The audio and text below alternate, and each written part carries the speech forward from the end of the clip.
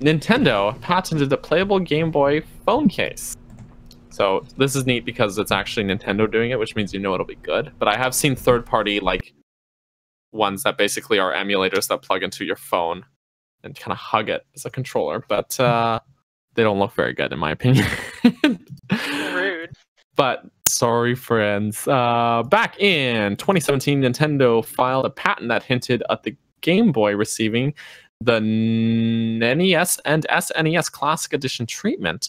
The United States Patent and Trademark Office has finally published the applications for what looks exactly like a Game Boy phone case, but with fully operational buttons. Nintendo patent filing describes a cover that is removably attachable to electronic equipment having a touchscreen. In layman's terms, it's a phone case. Yeah. What's interesting is that this Game Boy S design doesn't just wrap around a smartphone to protect it from inevitable drops. Nintendo's patent suggests a design that covers the front of a phone. So essentially turning your phone screen into the Game Boy screen. Yes. That's really cool. The case would basically turn your phone into an actual Game Boy of sorts. Pressing a button on the cover results in contact with the touch panel beneath it, which is then translated into an action on the screen. Not included is the patent. In the patent is what sort of apps or games this cover is meant to be used with, leaving its functionality up to speculation. Nintendo never uses the words Game Boy or even game in the patent application. Third-party cases already do a similar thing, but they lack an important element: the power of Nintendo behind them. Our sister site, The Verge's Circuit Breaker section, wrote about one case in particular by Wanley, for which reviews suggest that the experience isn't as good as promised. Is Nintendo working on a mobile virtual console of Game Boy games? Are classics like Pokemon Red, but not Pokemon Blue apparently, Link's Awakening and Super Mario Land bound for iOS and Android? Temper expectations. It's unclear whether this patent will go anywhere or if a product would reflect this design. This could be a preview of the Game Boy Classic Edition, or it could just as well go the way of Nintendo's never released Vitality sensor. That's the article, folks. Podcast over. Done. Good job, Daniel. 10 out of 10. But yes, I guess I'll jump in. My thoughts. I want that. I still haven't. I want that. Daniel, I have seen third-party ones, and I have always been kind of like, about it. And this is 100% my own fanboyism and biases shining through, but if Nintendo makes an official one and it works really well, I will want it. Until then, I'm kind of disinterested in the other third-party ones, but yeah. Yes. Who else has a words to say? Yeah, so with it being a patent, there are a lot of patents that they show off that never come to be anything, but the last time that we talked about a patent was with the multiple screen scenario with the Nintendo Switch. The bananas. They had bananas as an example on it. And they ended up using it for the game that just released earlier this month, Mario Party, where you can put multiple switches close to each other and it like makes some weird abstract layout.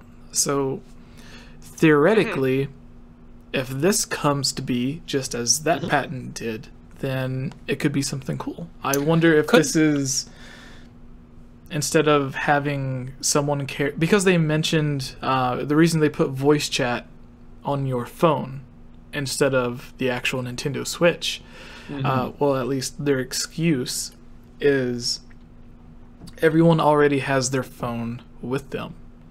And if you have your Switch with you and your cell phone, and then you also chug around a headset, it's going to be a little bit more difficult than if you could just use your phone, which kind of doesn't make sense to me, because it's like if you plug headphones into your phone, you could just plug headphones into your thing, but maybe they just think that you could use speaker on your phone. And then and in the Switch Online like promo, it does show them having it just like, well, it shows the phone levitating in the air while they're talking on it, so that's not really a good example. But... So it makes me wonder if Nintendo maybe doesn't want to compete with themselves to where it's like, okay, if you're carrying your phone and your Nintendo Switch and the Game Boy Classic, wouldn't it be easier if the Game Boy Classic was just a case that you could buy to put on your phone? That way... The only gripe is that different phones are different sizes. That is true. Yeah, they have to make sure that they come out with a bunch of different sizes for different phones. I didn't know either this, that guys. or adjustable somehow. But that's the problem. Like I know that I've had phone cases. Got a phone that doesn't. I can't move my old Android case over to my new iPhone, for example. And Can't? no. Okay. I'm just saying this is a big oversight for if they only do it like that. They would have to either produce a limited quantity of certain types or like release it just for whatever's the most popular phone and everyone else is screwed or make it in a way that it's somehow adjustable. Like you can like maybe it's got like telescopic parts that can pull apart and then like blows around the thing. That's the only way around it I can see. It could also be just them fighting third parties by patenting it, and then if someone else tries to like, you're infringing on our patent, buddy, you can't DNCA take down the Nintendo classic power move. They recently did take down all of the Game Boy ROM sites, the Game Boy Advanced ROM sites. Yeah, so that's true. It's all connected. Although So it could be them gearing Nintendo up, has though. been tackling a lot of different ROM sites lately. But if they're planning on releasing like their own ROMs available for iOS, then that makes sense, because what was the last thing they took down? Like the huge big thing that got a lot of publicity they took down was AM2R, or another Metroid 2 remake. And then it turned out they took it down because they were actually doing their own Metroid 2 remake. It just kind of is crappy that they waited till like literally the release date of AM2R to do it. But it would make sense, and you know, Nintendo's always a wild card. It's really hard to predict what the heck they're doing with hardware, especially. So,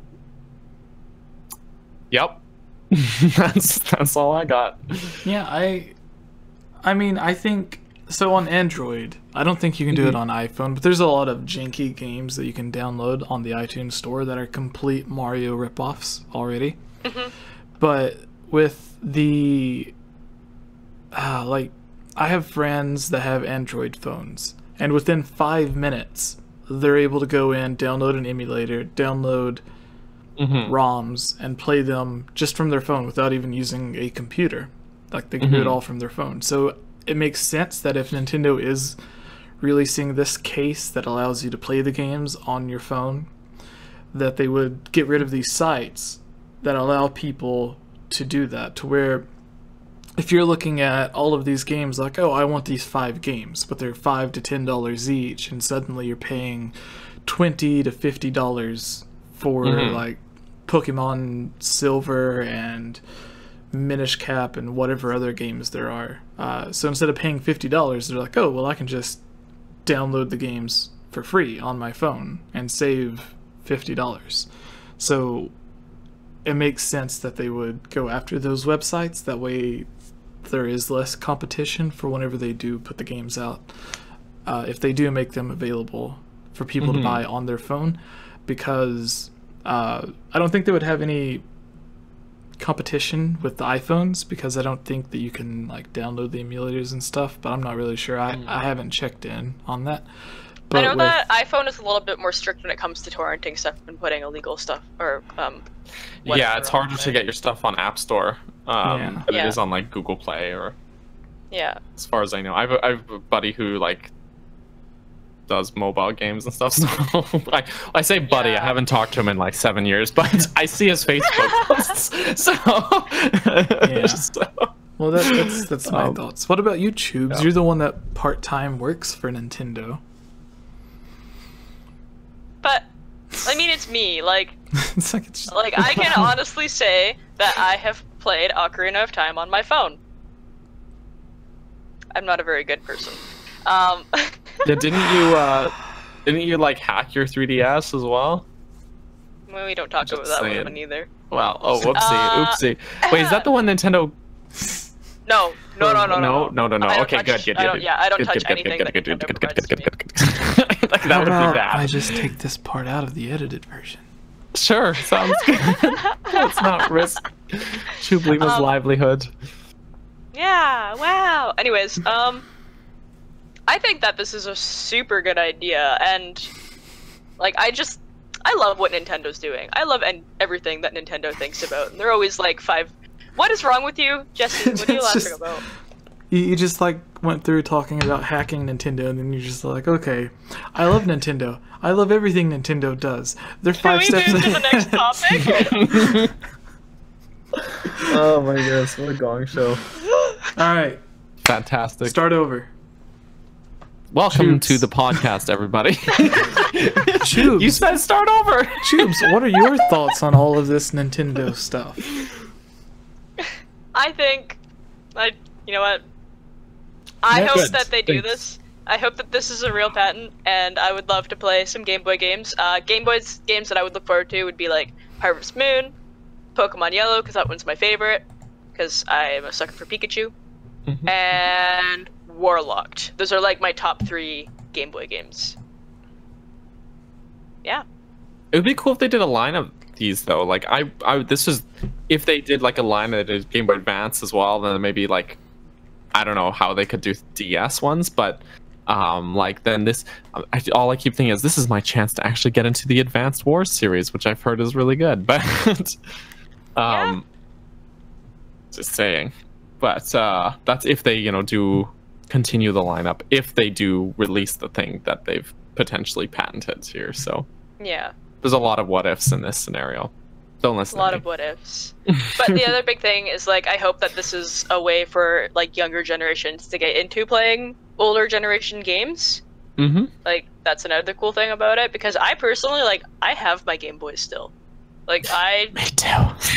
yeah, like I don't need to play them on my phone. Actually, the bright side about playing them on your phone is that you would have a backlight, so you can play it whenever. And it would be but higher yes. resolution. Also true. Yeah, that's true. That You is don't have to very turn true. the dial to change the contrast. Yeah. Oh, that's like the super old Game Boy. I have the Game Boy Color. Oh my gosh. Oh, I've got that too. But well, actually, technically, those are both my wife's, but still, we have them. They exist in this household of mine. So, Yeah, Yes. so I guess we can move to the next thing, and then it's on to the Zelda mailbag. So again, everyone, join the Discord. The link is in the chat. I've posted it a few times. It's in the description. You can join the Discord. Yes. You can go to the Zelda Join. mailbag on our Discord. Put your questions. We will answer as many as we can, which will probably be like 6. So the next chat, everyone ready? Everybody Yeah. ready? All right, we're gonna be Yeah, giving yeah. 2 things, taking turns. So, Tubes, Daniel, me, Tubes, Daniel, me. And we will talk about things that we want for a potential Nintendo Switch 2.0, whether it's the new Switch, Switch XL, whatever it's called. Okay, guys ready? Ready. Yeah. Hello, everyone, Let's do and this.